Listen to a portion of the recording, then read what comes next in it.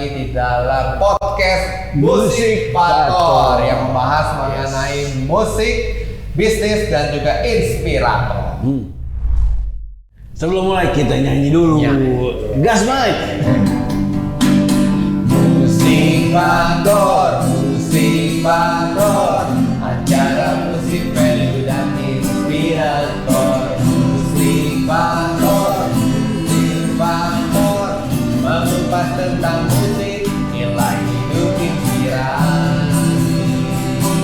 Come on Michael, Musik Faktor, acara musik dan inspirator, mengupas kisah hidup mentor, memberi ruang edukator. Marilah kawan inovator, berbagi kisah sukses faktor. Acara musik faktor, bersama-sama kita menjadi inspirator. Musik faktor, musik faktor, acara musik value dan inspirator. Musik faktor, musik faktor, mengupas tentang musik, nilai hidup inspirasi. Oke, senang sekali nih. Kali ini saya Ruby Arman dan juga bersama dengan Michael Pranajaya. Oke, nah kali ini kita mau bahas tentang edukasi nih. Edukasi ini penting sekali dalam bisnis. Nah, apalagi narasumber kita ini udah berpengalaman di bidang Yes. edukasi. Ya, Yes. saya kenal dia tuh sebelum pandemi, ya.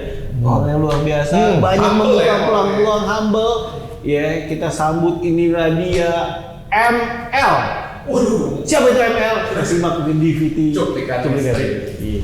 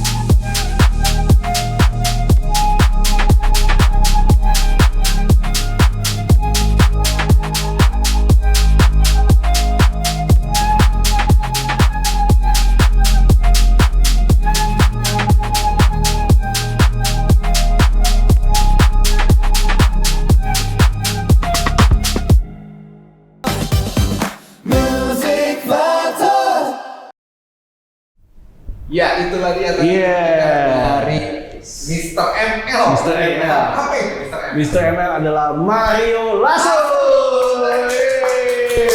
Ini co-founder dan juga GM dari BRCC Indonesia.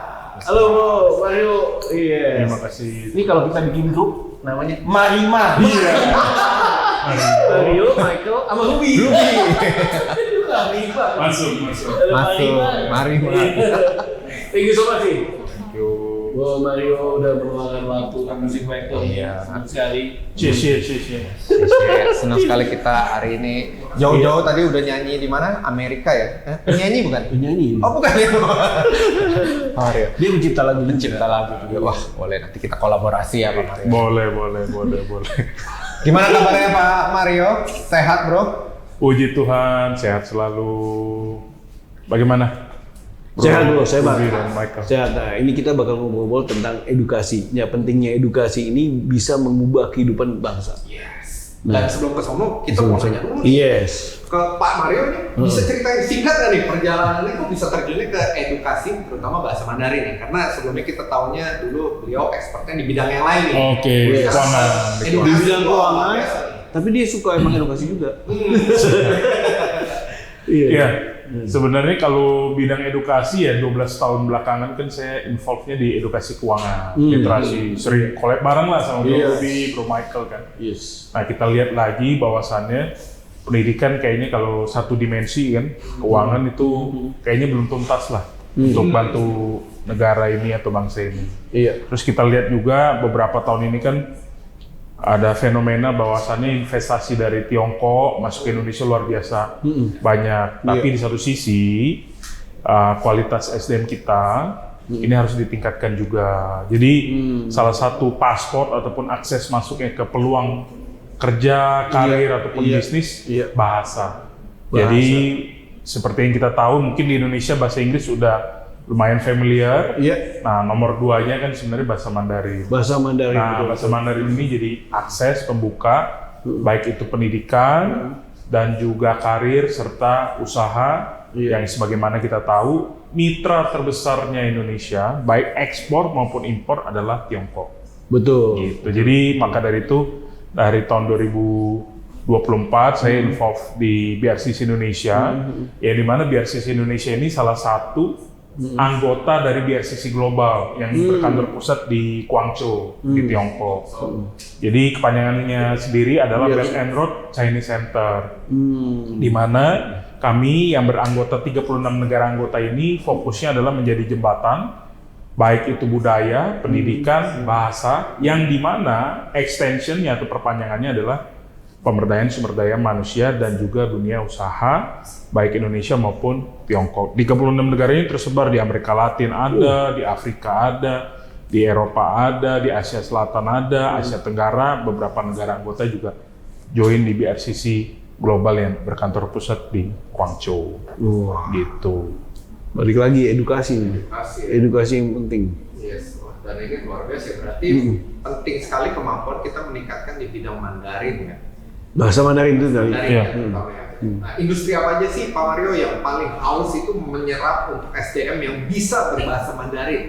Oke, jadi sebagaimana kita tahu investasi Tiongkok ini kan banyak macam di Indonesia masuknya, mulai dari pabrik otomotif, pabrik nikel, dan juga di Medan itu ada pabrik untuk alat kesehatan, di Batam ada pabrik kaca, terus juga di Jawa Tengah itu ada garment, tekstil, palet kayu, furniture, dan banyak lagi industri lain. Di Balikpapan ada oil and gas, jadi ada Sinopec juga. Tapi dilihat sekarang itu bahwasannya kita nggak bisa, cuma industri dari Tiongkok yang butuh yang bisa bahasa Mandarin. Faktanya, dunia perbankan dan juga kan Eljon TV sebagai TV benchmarking buat pariwisata juga nasional dan global. Sekarang perhotelan dan pariwisata lagi banyak butuh talenta berbahasa Mandarin. Nanti kapan-kapan main ke Bali, terus juga di Sulawesi Utara di Danau Lino Tomohon, dan juga di Banyuwangi di KW Ijen. Itu kalau ke sana semua mayoritas sekarang udah bisa guide touring berbahasa Mandarin. Bahkan kalau kita ke Bandara Samratulangi di Sulawesi Utara, itu attention-nya udah kayak di Singapura. Di Semarang pun sama, sudah begitu. Jadi ini udah jadi sebuah keniscayaan, baik industri lokal maupun industri dari China masuk ke Indonesia, requirement-nya membutuhkan bahasa Mandarin. Bahasa Mandarin. Iya. Penting banget ya. Iya. Tapi banyak orang nih, Pak Mario ya, yang masih menganggap mindsetnya kalau belajar bahasa Mandarin itu sulit. Sulit. Karena kan ada nada-nadanya ya. Betul. Kira-kira apa yang harus diinfokan nih ke sahabat Eljon terkait dengan mindset keliru terhadap belajar bahasa Mandarin? Ya, ini sebagaimana kita tahu, jadi negara yang paling banyak keturunan Tionghoanya seluruh dunia. Nomor 1 Indonesia. Oh, Indonesia. Indonesia. Indonesia. Tapi belum banyak yang menguasai bahasa Mandarin. Nah, tadi menjawab pertanyaannya sulit nggak? Jawabannya sulit, tapi bukan berarti tidak mungkin. Kita punya banyak proyek di salah satu di Jawa Tengah. Teman-teman kita dari pesantren, kita bantu teman-teman di Lembaga Pendidikan Ma'arif di Jawa Tengah salah satunya. Kita juga ada beberapa program persiapan kerja. Jadi program persiapan kerja dan kuliah ini kita desain selama 3 bulan dari nol. Setiap hari kita desain buat belajar, 3 bulan mereka bisa tembus HSK 3, bahkan beberapa tembus HSK 4. Wow. HSK ini sebenarnya adalah, kalau di Inggris kan kita kenalnya IELTS, TOEFL. Ya. Kalau di China itu HSK dan HSKK. Jadi bukan tidak mungkin teman-teman kita yang di pesantren di Jawa Tengah itu terbukti bisa tembus HSK 4 dengan metode dan kurikulum yang kita siapkan. Jadi BRCC ini bukan sekedar belajar Mandarin, jadi kita ajarkan juga mindsetnya, etos kerjanya, dan juga yang ngajar pun kita combine antara native yang kita import langsung dalam tanda kutip dan juga lokal. Jadi ini menyederhanakan dan menyempurnakan bahwasannya pendidikan bahasa Mandarin ini bisa disiapkan untuk pendidikan ke luar negeri ataupun untuk bekerja di dalam negeri. Jadi kerjanya bukan di China, teman-teman. Kerjanya bukan di China? Jadi kerjanya di Indonesia. Wah, diserap langsung di Indonesia. Aku kasih satu contoh. Datanya ya. Jadi di salah satu pabrik mobil yang lumayan terkenal lah di dunia dan masuk di Indonesia. Mereka butuh 18.000 lowongan kerja. Dan 30% diantaranya itu butuh berbahasa Mandarin. Oke, syaratnya berbahasa Mandarin. Betul. Dan mereka terima lulusan, kan biasa kan mindset, wah mesti S1 atau apa. Lulusan SMK ataupun SMA plus bahasa Mandarin mereka bisa terima kerja. Ini jadi peluangnya lumayan. Di mana di data tahun lalu Gen Z yang nganggur ini bukan data saya ya, data yang keluarin dari pemerintah. Itu 9,9 juta pengangguran aktif Gen Z yang nganggur. Dan juga lulusan sarjana yang nganggur per Juni tahun lalu, itu sudah tembus 1 juta pengangguran. Nah ini kan sebagai persaingannya tinggi gitu. Satu persaingannya tinggi, satu lagi ternyata kalau kita upskilling dengan menambahkan bahasa Mandarin, teman-teman bisa mendapatkan manfaat dan membuka akses. Nggak cuma pendidikan, pekerjaan, sekaligus bisa bisnis juga. Ini menandakan bahwa ya untuk teman-teman dari Gen Z ya harus upgrade skillnya nih. Skillnya nggak cuma skill konten ya. Skill konten, cuman bisa bahasa Mandarin juga. Sehingga tadi bisa bekerja, dapat peluang bekerja. Betul. Dan juga Indonesia juga ya. Betul. Dan juga saya lihat sekarang banyak banget milenial dan Gen Z belajar bahasa Mandarin itu apa? Belajar bisnis ekspor dan impor. Itu bukan cuma kerja nih, tapi malah bisnis. Ini faktanya kita BRCC juga kita punya program kuliah subsidi ke China, yang dimana teman-teman misalnya mau lanjut S1 atau S2, S3, itu cukup bayar 100 juta rupiah, itu bisa dapat akses perguruan tinggi negeri seluruh Tiongkok. Dan pengantarnya ada terbuka untuk pengantar bahasa Mandarin minimum HSK 4 dan juga Inggris. Bahasa Inggris minimum IELTS 6. Walaupun nanti setelah lulus tetap harus lulus HSK 4. Ini macam-macam jurusannya dan kita sudah bantu lebih dari 2.300 orang. S1, S2, S3. Ini 100 juta. Hanya 100 juta nih. 100 juta. Mahal di luar negeri. Lumayan lah. Jadi kita namanya kuliah subsidi. Yang dimana kalau kuliah langsung ke China itu 100 juta per tahun. Betul. Dikali 400 juta. Ini cukup bayar 100 juta karena sisanya sudah disubsidi sama pemerintah Tiongkok. Nah, kabar gembiranya lagi sudah disubsidi, ditambahin lagi dapat dormitory gratis dari pemerintah dan kampus. Yang kedua, dapat uang saku. Nah, itu enak banget ini. Mantap banget ya. Luar biasa. Sakunya juga mulai dari 2,5 juta rupiah. Mulai dari baru ada ketemu teman gitu kan. Dia mau kuliahin anaknya ke Tiongkok nih, mungkin saya jadi solusi, ntar saya kenalin deh. Betul. Karena tadinya mau di negara lain, Australia. Kalau dibandingkan sama Tiongkok, katanya di Tiongkok cuma sepertiganya. Betul. Nah kalau ini cuma 3 Kali sepertiga lagi. Kali sepertiga lagi. Kali seperempat. Sepertiga Seperempat lagi. seperempat. lagi. 1/12. Bisa bantuin teman saya ini Bisa. jadi solusi juga. Solusi ini ya. Dan kalau lulus dari China, Iya. kita bantu juga untuk dapetin pekerjaannya. Mau di China, mau sekitar China, ataupun di Indonesia kita udah siapin. Oh ada ya networknya Ada, ya. kita network perusahaan-perusahaan China juga ada yang siap nampung, siap menerima, bahkan lulusan sana double digit udah pasti. Dapat gajinya double digit kalau dirupiahin. Dan juga bahwasannya hanya 5% yang balik ke Indonesia. Bro Ruby sama Bro Michael. Sisanya udah Ini mana-mana. bisa, Betul. Ini jadi pejuang devisa. Pejuang devisa. Luar biasa pejuang devisa. Dan banyak juga yang jadi entrepreneur. Oh iya. Jadi ada murid kami dari Sulawesi Utara ekspor kelapa buat jadi santan.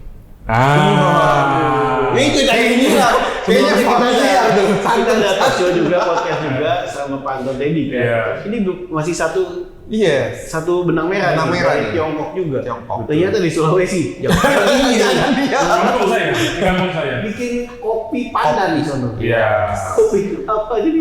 Kelapanya dari sini. Betul. Luar biasa. Wah, oke, ini banyak sekali peluang-peluang. Dan juga Mario, thank you so much yang udah sharing. Mungkin juga ya penonton sahabat Eljon juga bisa belajar nih, bisa belajar peluang-peluangnya. Apalagi yang mau keluar negeri untuk kuliah, ya kan, daripada itu bisa mencoba lewat jalur BRCC ini ya. Iya.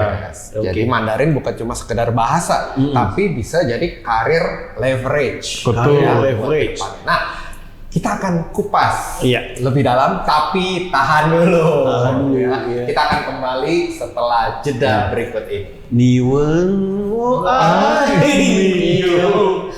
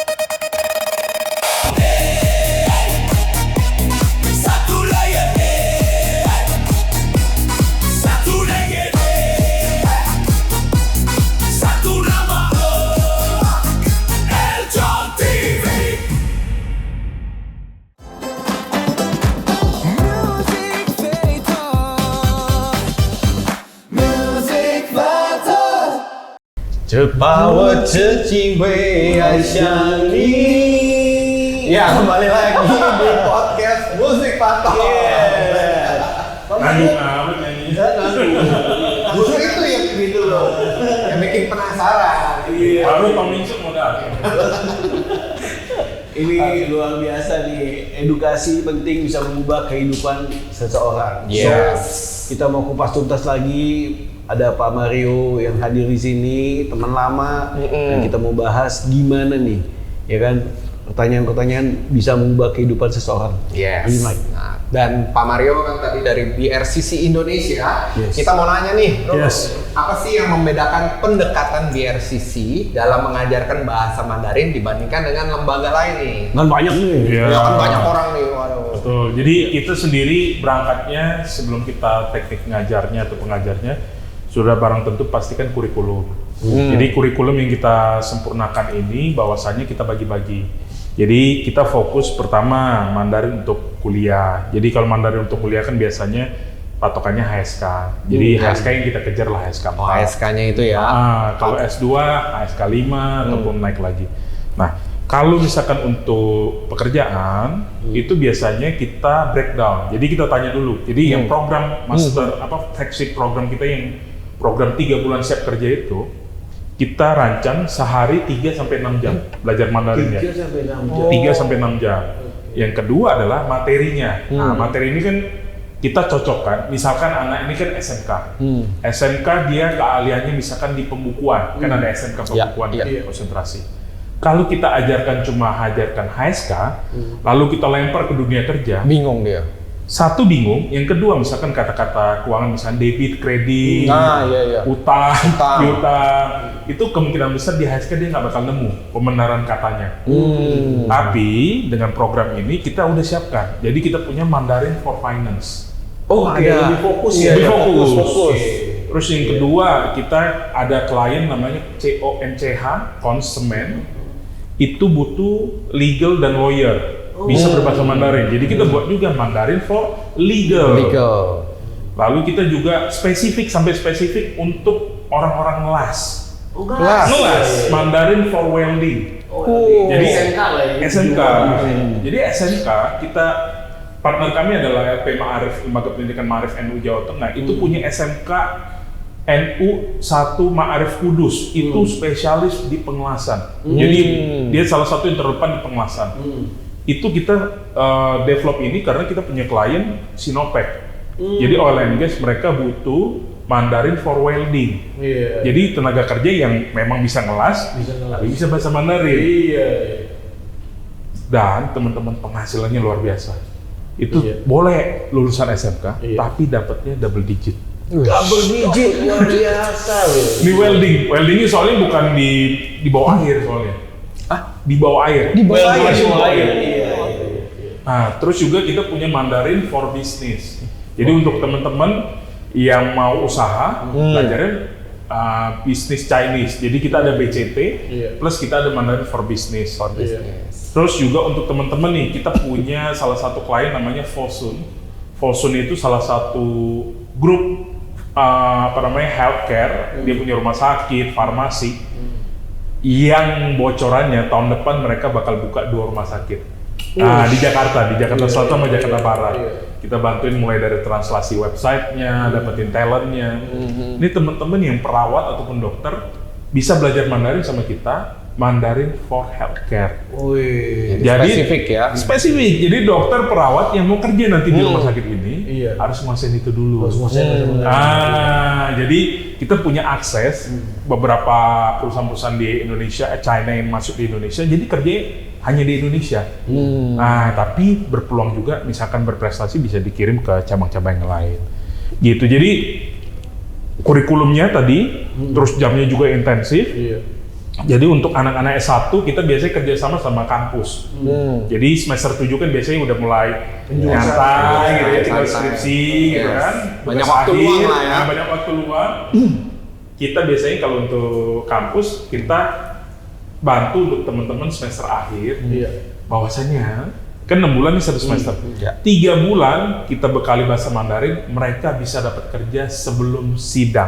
Bahkan sebelum sidang. Oh kerja, benar-benar kerja ya? Benar-benar kerja sebelum sidang. Jadi pas wisuda, yang biasa kita pusing, harus kerja gimana, ini peluangnya gimana. Sudah dapat. Termasuk Mandarin for Media kita juga ada.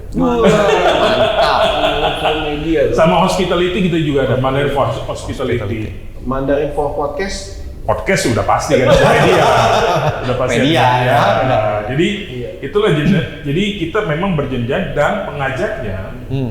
Kenapa kita harus import dari Tiongkok ke sini? Ini faktanya. Teman-teman kampus baik di Jakarta, di Jawa Barat, di seluruh Indonesia yang terkenal penghasil lose-lose, karena mereka punya studi Mandarin kan. Zaman sekarang, yang lulusan studi Mandarin atau sastra Mandarin, itu biasanya lulus nggak balik ngajar. Aku bisa bilang 80% lebih mereka langsung jadi translator. Translator, penerjemah. Iya. Dibutuhkan juga. Dibutuhkan. 20%-nya mereka ngajar. Tapi ini masih kurang. Bahwasannya apa? Lose-lose yang ada sekarang usia rata-rata 30, 40, 50 tahun ke atas. Jadi kalau ngobrol sama Gen Alpha sekarang, kadang-kadang ada gapnya. Berasa. Ada gapnya. Nah, maka dari itu kita impor dulu untuk transfer knowledge. Karena kita bantu juga di beberapa kampus untuk transfer knowledge, untuk lose-lose atau bahkan guru-guru yang sekarang mungkin masih honorer ataupun belum dapat penempatan buat ngajar, kita bantuin mereka untuk penguatan bahasa Mandarin untuk kita tempatkan di sekolah-sekolah internasional ataupun nasional yang sudah punya kurikulum bahasa Mandarin. Ini lagi butuh, jadi aku belum bisa nyebut brandnya, tapi satu brand itu dia pautnya aja itu butuh 200 lose seluruh Indonesia. Pautnya doang. Satu yayasan. 200 paut. 200 cabang pautnya. Nah, ini bayangin, di salah satu perguruan tinggi negeri di Indonesia, di Jawa Barat, dosen tetap pengajar studi Mandarinnya aja cuma 6. Karena yang lainnya udah pada ditawarin penerjemah, yang mungkin penerjemah 7-8 juta gampang lah dapatnya. Belum lagi jadi penyanyi Mandarin. Nah itu kan. Belum jadi asisten pribadi ataupun asisten direktur. Dan sekarang teman-teman, priority banking di beberapa perbankan, swasta maupun negeri, itu cari account officer, relationship manager yang bisa bahasa Mandarin. Jadi ini high demand tapi low supply. Nah ini high demand low supply. Jadi makanya biar di sini. Biar di sini merupakan salah satu solusi ya. Betul. Jadi misalkan ada yang nonton, apakah Bapak Ibu punya hotel, punya perbankan, punya bisnis, punya kampus, punya sekolah yang memang mau dibantu penguatan bahasa Mandarinnya, atau kita supply tenaga kerja yang bisa bahasa Mandarin, bisa hubungi BRCC Indonesia. Bisa hubungi BRCC. Luar biasa. Kalau buat ini berbicara tadi kan ya, langsung ke dunia kerja, sebenarnya skill yang dibutuhkan untuk Mandarin itu lebih ke arah apa sih? Apakah skill untuk speaking, writingnya dia, atau lebih ke conversation? Kayak tadi kan yang penting dia bisa nih ngomong bahasa Mandarin. Betul, it depends, tergantung. Jadi kalau memang dia pekerjaannya nemenin bos-bosnya, lopan-lopannya ditemenin, itu speaking. Sama sedikit lah, baca lah. Conversation sama baca-baca dokumen dikit. Tapi kalau dia di admin, administrasi atau sekretaris yang pekerjaannya legal, dia corporate secretary ya, legal, finance, itu dia harus bisa nulis juga dan baca juga. Tapi kalau nulis sebenarnya kan bisa pakai komputer, selesai. Ataupun pakai AI kan sekarang bisa dibantu lah.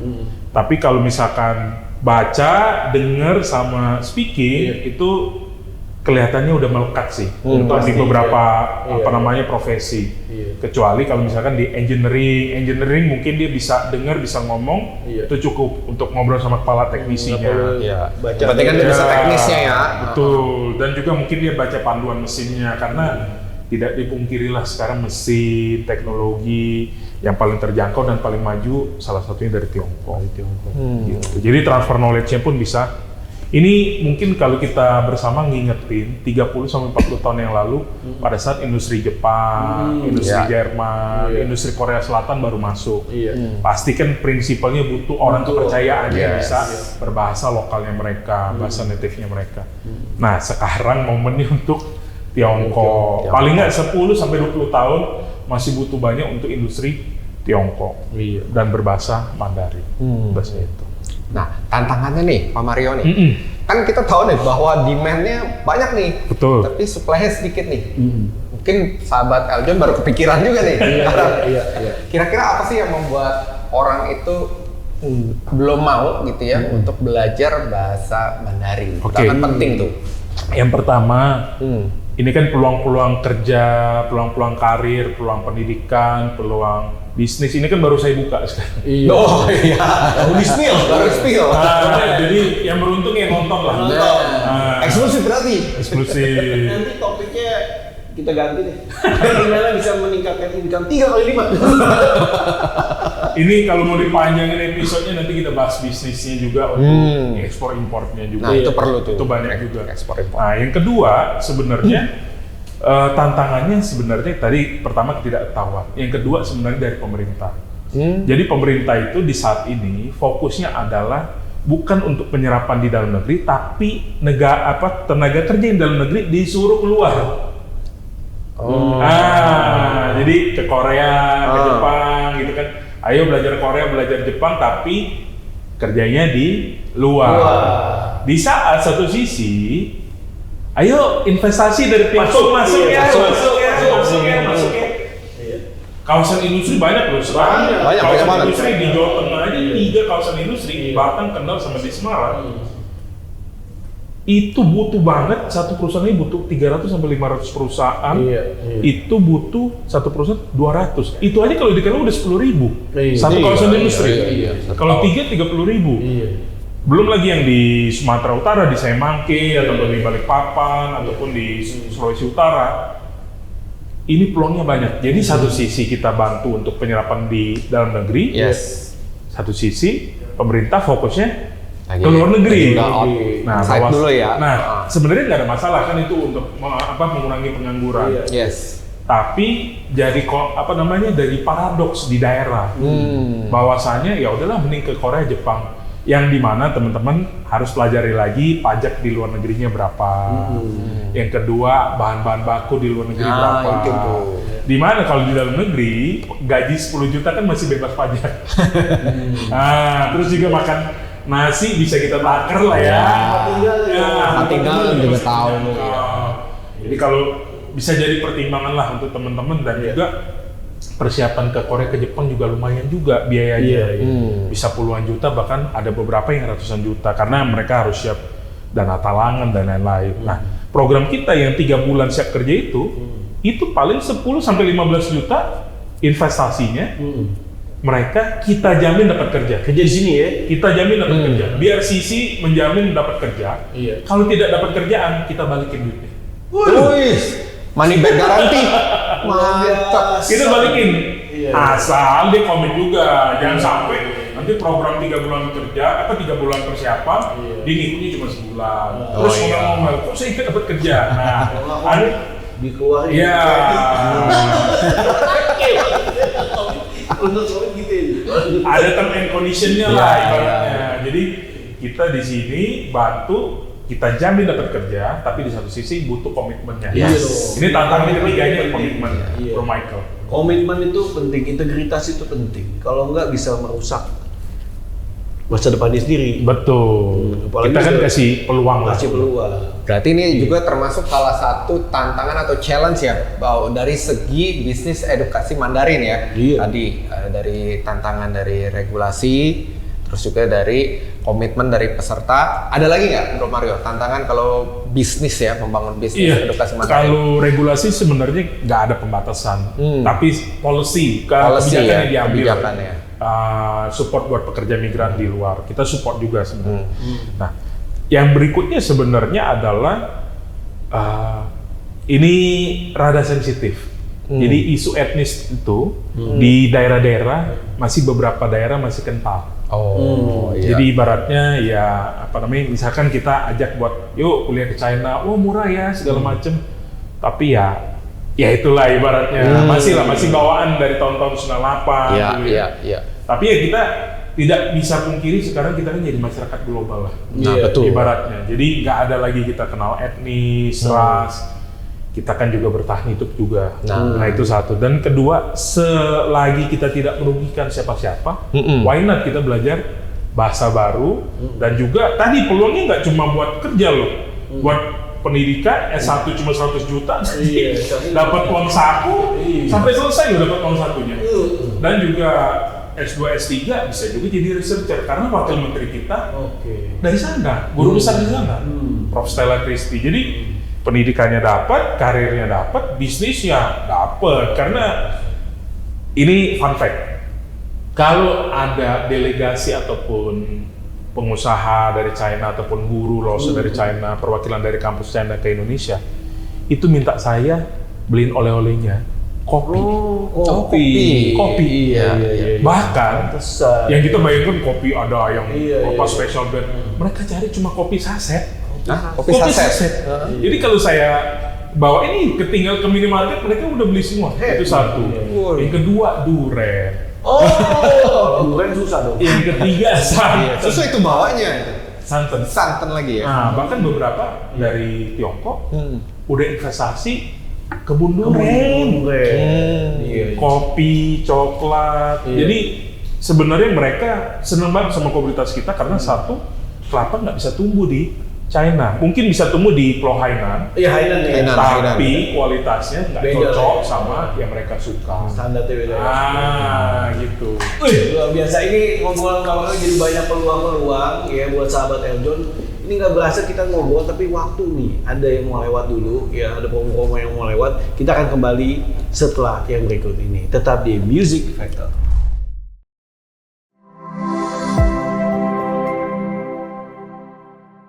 Setiap potensi butuh tempat untuk tumbuh.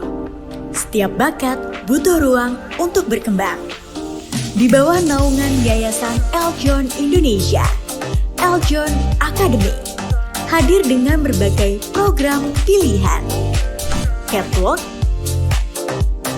Public Speaking, Makeup Plus, Table Manner, Master of Ceremony, Acting, Florist Trainer Class, Social Etiquette, Musical Camp, Personal Development, Personal Styling Etiquette, Beautypreneur,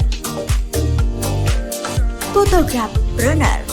Di balik setiap mimpi besar, selalu ada proses dan bimbingan. Kini, saatnya memulai perjalanan bersama Eljon Academy. Elmori, dari alam untuk kesehatan Anda. Elmori, olahan daun kelor asli Indonesia yang dipilih karena memiliki banyak manfaat kesehatan. Dibuat dari bahan organik, berkualitas, dan alami. Kaya dengan protein, vitamin, kalsium, zat besi, dan magnesium, serta asam amino esensial yang bermanfaat bagi tubuh. Elmori kini hadir dalam berbagai pilihan praktis untuk menemani gaya hidup sehat keluarga Indonesia. Karena menjaga kesehatan keluarga bisa dimulai dari alam, dari daun kecil penuh manfaat dengan Elmori.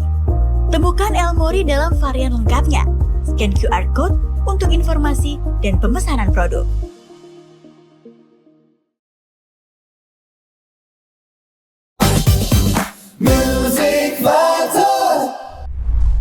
Oke, masuk nih ke segmen ketiga di Music Factor. Nah, kali ini biasanya gue mau ngajak main games ya, kita pakai tebak kata. Tebak kata.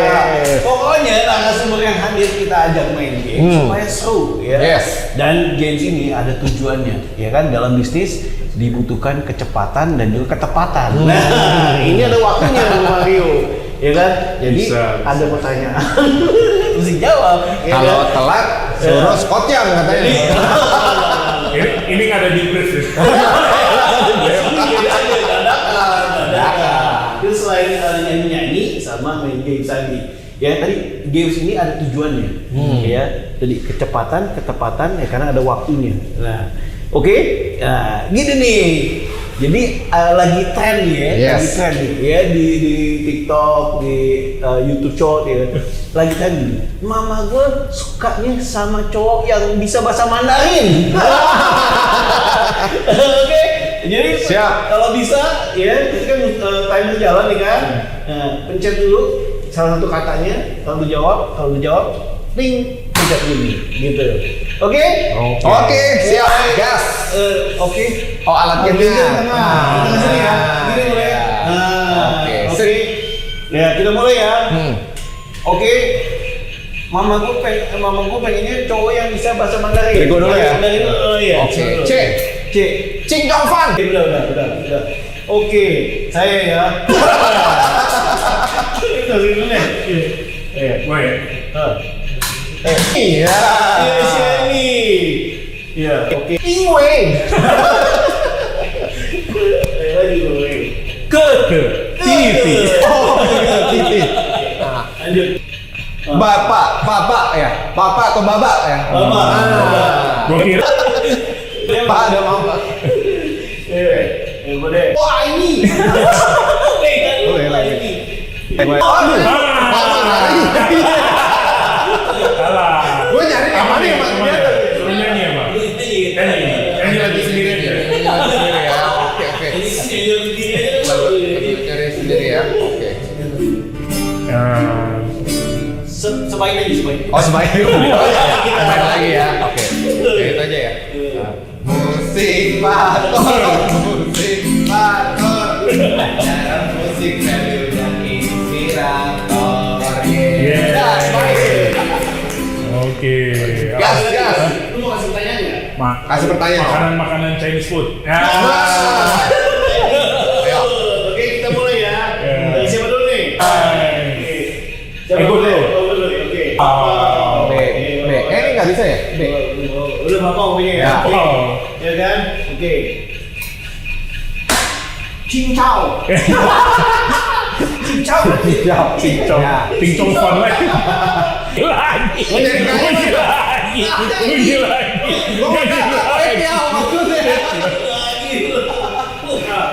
Ramen ya. Ramen.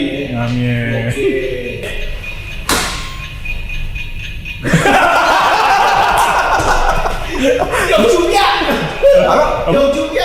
Apaan tuh? Yang juga. Apa tuh? Ada kan? Ya boleh lah, boleh. Udah. Enggak ya.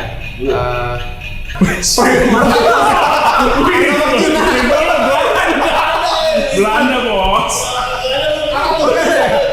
Salah udah. Oke.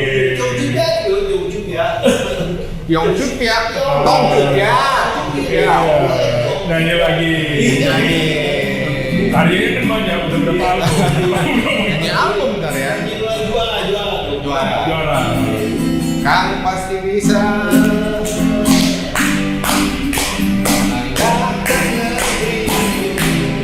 Kamu pasti bisa. Juara. Seru. Walaupun tadi Iya, tadi Wisman mah Belanda bos. kalau kita ke Pecenongan banyak. Martabak. Ada Toblerone. Oke. Seru ya. Seru. Konsisten. Nanti belajar Mandarin ini di BRCC biar Itu kayaknya kok perlu nih belajar. Nanya nama makanan. Oke, kita kembali lagi ya di segmen ketiga kali ini. Setelah tadi udah seru-seru kita main game, kita mau nanya nih Bro Mario, kira-kira kalau dari alumni, nah kan udah banyak nih ya beberapa alumni, boleh diceritakan kisah suksesnya apa aja nih teman-teman alumni dan mereka udah kerja di mana? Oke. Jadi sehingga memotivasi dong. Oke, kalau yang kuliah, program kuliah subsidi kami yang ke China itu hanya 5% yang pulang. Dan rata-rata yang pulang semuanya jadi businessman atau businesswoman. Tadi yang kelapa, kopi, karet, coklat, Nah itu. Terus kalau yang berkarir di sana, jadi menariknya gini, kalau kuliah di sana itu menariknya semester 5 itu biasanya dari pemerintah bakal ngajak perusahaan swasta buat invest R&D-nya ke kampus. Jadi kalau kita melihat mobil sekarang, ada yang bisa gerak sendiri, parkir. Ini saya kebetulan kemarin baru dari Chengzhou ke Henan University of Technology. Kita lihat satu lab itu isinya mahasiswa yang multi konsentrasi. Jadi ada yang otomotif, mechanical, AI, elektrik jadiin satu. Mereka riset untuk apa? Ngembangin mobil tanpa awaknya Huawei. Jadi nanti semester 7 diambil sama Huawei-nya untuk jadi tim riset. Jadi nggak usah nyari kerja lagi kalau di sana. Itu yang pertama. Terus yang kedua, contoh suksesnya kalau kita ngambil international trading. Jurusan international trading. Jadi jurusan international trading ini kan kalau kita ngomong 6 bulan kan 1 semester. Mereka tuh belajar di kelas tuh 3 sampai 4 bulan aja. 2 bulannya atau 3 bulannya itu belajar langsung di mana? Di pelabuhan, belajar clearance, terus ditemenin ke pabrik, karena yang nemenin dari kampusnya, terus yang punya pabrik alumninya yang pernah kuliah di sana. Kalau kita kan biasanya import itu biasanya MOQ-nya kan 100.000 minimum of quantity-nya, 100, 1.000, 10.000. Nah karena dia mahasiswa bisa nyobain 10 barang dulu, 15 barang dulu. Bisa itu? Bisa, dan itu anak-anak kita banyak banget yang jadi importer. Bahkan anak pesantren di Jember, di Jawa Timur, sekarang udah jadi importer alat pancing. Yang di mana di kampungnya dia jual 2 juta, dia dapat alat pancingnya 400.000. Cuan. Jadi setiap bulan kerjaan dia Jumat, Sabtu, Minggu di Indonesia untuk apa? Ngurusin kontainer masuk. Senin dia balik lagi buat lanjut kuliah. Jadi Jumat balik, Senin pagi udah di sana untuk kuliah. Belum lagi skincare. Ini ada fun fact lagi, cerita unik lagi. Anaknya S1 ngambil farmasi, cewek, buat belajar formula skincare. Orang tuanya lanjut S2 ke China untuk belajar apa? International trading. Jadi teknik tuh bapak. Iya, bapak anak ya. Ibunya di sini ngurusin apa? Barang masuk aja. Makanya sekarang banyak figur-figur yang main di skincare. Salah satu fenomenanya itu. Dan juga contoh suksesnya yang belajar bahasa Mandarin di program 3 bulan siap kerja. Itu kita tahun lalu bulan April tahun lalu kita berhasil bikin EduFair dan JobFair di Jawa Tengah. Itu mendatangkan 4.500 peserta. 4.500 umum, dan juga kita datengin 10 perusahaan China dan 10 kampus China. Jadi kurang lebih 800 sampai 1.000 orang itu kebagi 2, ada yang kuliah dan juga untuk kerja.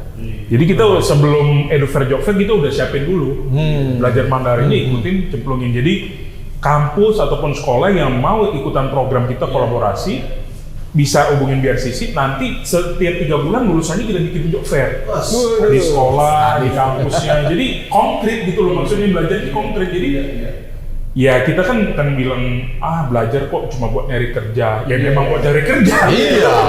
Ujungnya kan itu. Betul. Dan ini ada satu mitos yang sekarang tuh bisa saya bantah bahwasannya kalau ke China itu tidak ramah sama Muslim. Karena ini kan kita ngomong di Indonesia ya. Bahwasanya teman-teman di sana sudah ada paling tidak 4 provinsi yang mayoritas Muslim. Jadi di setiap kampus itu ada kantin khusus halal. Satu gedung. Kalau kita ke Malaysia, Singapura, tray-nya aja kan dipisahkan. Makanya satu ruangan kan. Lalu satu gedung. Dan juga banyak masjid-masjid, dan kita pernah ziarah ke makam sahabat Nabi di tengah kota Guangzhou, Saud bin Abu Waqqas. Jadi teman-teman yang Muslim pun bisa juga kuliah di sana, nggak usah khawatir buat itu. Dan ketinggalan satu lagi, kita punya program belajar bahasa Mandarin langsung di Tiongkok. 6 bulan belajar bahasa Mandarin, kita kasih 3 bulan magang langsung di Tiongkok. Nah, 6 bulan plus 3, dan juga ada yang 9 bulan plus 3. Kerjanya pun di Huawei, ZTE, China Telkom, perusahaan-perusahaan China yang di sana untuk praktekin bahasa Mandarinnya. Jadi mau belajar di China boleh, belajar di Indonesia boleh, mau kuliah di sana boleh, mau langsung kerja boleh. Inilah yang membedakan BRCC Indonesia dengan yang lain-lain. Ya. Mau ngetes juga. Siap. Ini kan dulu bilang bahasa Cina kan. Iya. Cetawa. 4.500. Apa bahasa Cinanya 4.500? Aduh, saya urusannya dalam negeri aja. Bahasa Cinanya 4.500. Apa itu? Si Cenggo. Itu bukan bahasa mana? Bahasa Hokkien ya? Oke. Bahasa dagang. Kalau 2.000 noceh. 5.000 goceh. Nah. Si Cenggo. Tapi menarik ya, itu luar biasa sekali belajar 6 bulan plus langsung makan 3 bulan. Tapi nih Pak Mario kan banyak juga yang mau belajar kayak sahabat Eljon, tapi dia sibuk ya, entah itu dia ngurusin bisnisnya ataupun dia kerja di kantoran full time gitu ya. Nah, tips belajar bahasa Mandarin ini gimana buat teman-teman yang mungkin agak sibuk nih? Oke, kalau kita di BRCC untuk kerja sama bisnis kita rekomendasiin offline. Offline. Nggak bakal bisa online. Nggak bisa sambil lihat ini sambil belajar. Nggak works. Karena apa? Yang lucunya, yang ikut kursus di BRCC itu kadang-kadang losa-losa yang ngajar online. Losa-losa dia buka kursus online, dia belajar lagi di BRCC. Udah belajar lagi? Belajar lagi di BRCC karena apa? Pas dia nge-play jadi translator, ditolak. Waktu dites. Pas dites sama usernya. HSK-nya? Bukan. Jadi cacisusnya bro. Pelafalannya. Jadi gue tahu beberapa losa. Ini kan losa udah ada brand-brand yang online itu banyak. Pas dia apply di program Siap Kerja kita yang 3 bulan, kita interview dulu kan, CV kita mintain. Lah, ini kan udah jadi losa, kenapa ini? Saya mau nge-apply, ditolak Pak, jadi asisten direktur atau apa. Rupanya pas dites sama native kita, pelafalannya selama ini beda. Pelafalannya ya. Tadi gua si Cenggo. Gitu Itu diterima daerah Sono Kota. Itu jadi ya kurang lebih itulah. Jadi kita sebenarnya kalau buat bisnis sebenarnya cuma butuh ini doang. Ni hao, yang kedua xie xie, yang ketiga laupan. Udah selesai. Ni hao. Laupan. Tiga kata penting tuh ya. Itu aja. Nggak pakai. Salam cuan. Oh enggak ya. Cien cuan ya. Oke, nah buat teman-teman mungkin sahabat Eljon yang penasaran nanti bisa cek kemana nih? Oke, bisa cek di IG kita BRCC Indo ataupun di website kita juga ada BRCC Indonesia. Dan juga sebenarnya kantor kita di Kosambi, Jakarta Barat, bisa datang juga. Jadi kita ada education consultant namanya Tutorevel dan sebelahnya rukonya kita ada BRCC Indonesia. Dan nextnya kita mau ekspansi lagi ke sebelahnya. Karena ruang kelasnya udah membludak. ya. Datang kan Impes itu. Pas opening datang kemarin. Jadi Pak Doni juga. Pak Doni juga datang. Terima kasih Ketua Doni. Ketua saya tuh di IPSA. Jadi jadi teman-teman yang di sana jadi membludak dan demand-nya banyak, tapi tadi yang supply-nya sedikit, baik dari pengajarnya ataupun tenaga kerjanya ataupun talent. Gitu sih. Jadi kita kasih opsi mau kuliah bisa, kerja bisa, bisnis bisa. Dan bisnis pun kalau mau kita konekin di China pun bisa. Oh bisa juga ya, ada konekin juga ya. Dan buat orang yang mau belajar, berarti ada perbedaan ya, belajar Mandarin yang akademik, yang dia mau kuliah, sama yang dia terjun ke karir ataupun bisnis ya. Beda. Lebih susah mana itu? Kalau tergantung lagi sih. Kalau karir dia ngambilnya teknik, dokter ya pasti ribet ya bahasa ininya ya. Kalau biasanya kan kalau bisnis ini kan lebih ke negosiasi. Tadi tuh duit-duitan tuh. Cuan. Sebenarnya kalau duit-duitan kalau kita udah di depan bisnis partner cuma modal kalkulator. Gitu. Kebanyakan bisnis negosiasinya selesai di situ. Dan juga kalau satu lagi ya kadang-kadang kan kita mau berbisnis sama orang asing kan kita kalau dia bisa bahasa lokalnya kita juga happy. Sama persis kayak orang luar cuma bilang sate ayam, Sate. nasi goreng. Terima kasih. Udah kita kan udah jadi, welcome. Iya, iya. Wih. Ada chemistry-nya klik ya. Betul. Dan kalau yang karir ya kita tadi udah sesuaikan sama apa profesinya, mau profesi apa. Saya pribadi bahasa Mandarinnya masih kurang lancar, tapi saya bisa bertahan hidup di sana 2 minggu, 3 minggu, 4 minggu sampai punya multiple visa sekarang saya. Jadi 5 tahun saya bebas keluar masuk. Jadi kalau mau just tip boleh. Itu tetap jualan. Ini bisa 1/10-nya. Nanti saya cari. Ini nanti bisa jadi reseller. Atau buat boneka juga bisa. Gitar-gitar banyak bro. Oh, banyak ya? Oh, boleh lah.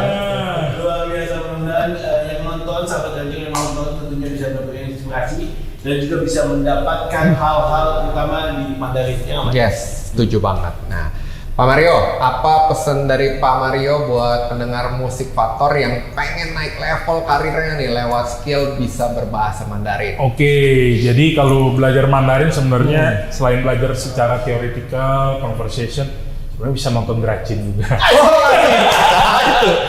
Mempercepat ya itu ya, Dracin ya. Mulai dari yang Kaisar Gyo atau CEO yang menyamar gitu kan. Nah, juga bisa juga dipraktekin dalam bisnis juga. Karena teman-teman sekarang kalau ngeliat banyak tempat biliar, tempat fitness, itu kan padel.